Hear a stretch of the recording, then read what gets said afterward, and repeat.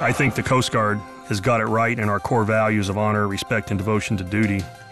Concentric circles that build the individual from their self out to that larger sense of duty that's related to the blue uniform we all wear.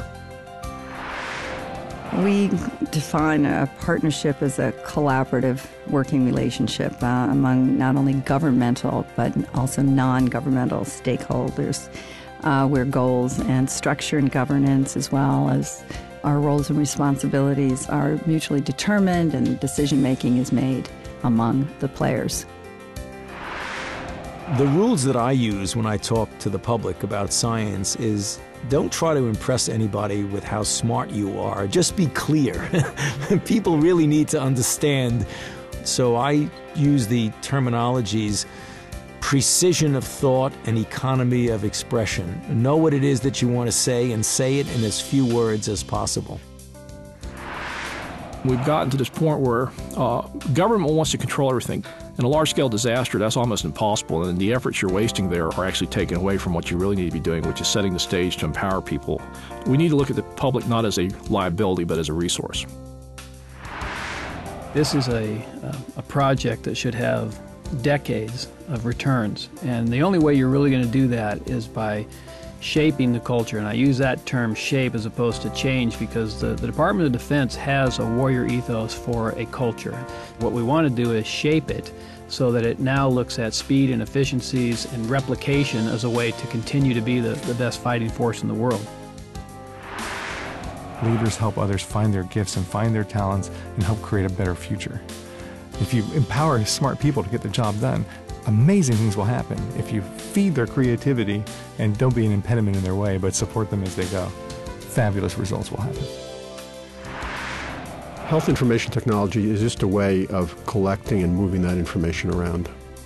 It's what I think of as the circulatory system for information. If you think of information as the lifeblood of medicine, health information technology is the heart and arteries of that information.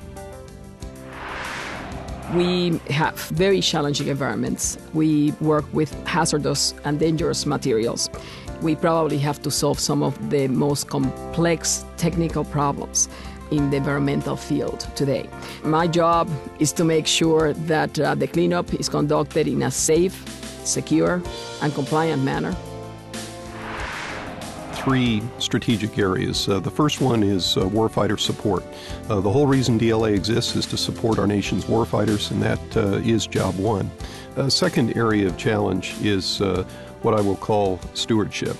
We believe that the American taxpayer shouldn't pay a penny more for the logistical support of the armed forces than is absolutely needed.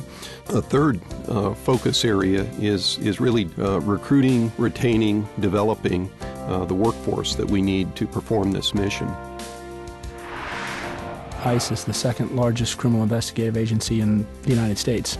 From the very inception of the organization, top priority has been the prevention of another terrorist attack on the United States. That means the prevention of the entry of terrorists and others who would do us harm to the United States. Our first and top priorities has been support to our wounded warriors and families, those who have given nearly everything they have to our country, who have come back with injuries, both the visible and the ones that are not so visible, and who need our help to be able to resume the best possible quality of life. The fact that our savings rate is so low that it actually went negative for a while recently is a very bad thing for the economy. We need to do more savings as a nation.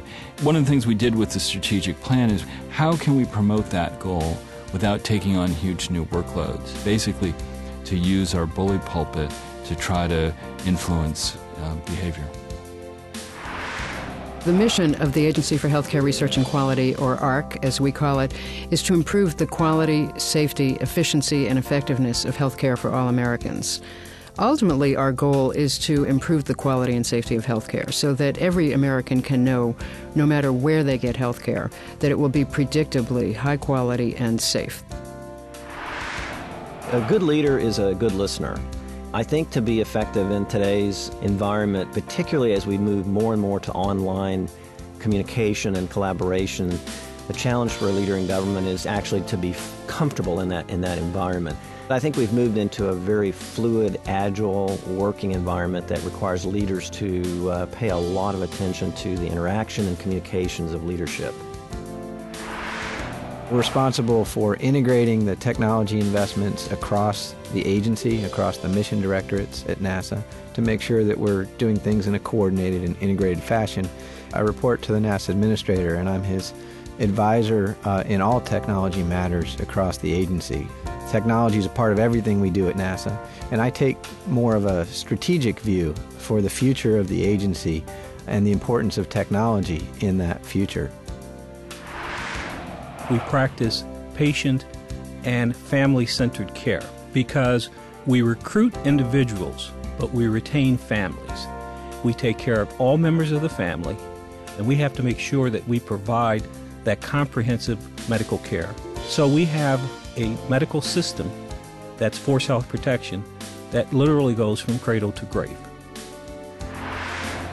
The reason I'm the CIO here and accepted the position is because I believe IT is a foundational and critical element to the success of an organization such as Homeland Security. In fact, I would say that it is as important as any function in assuring mission effectiveness today.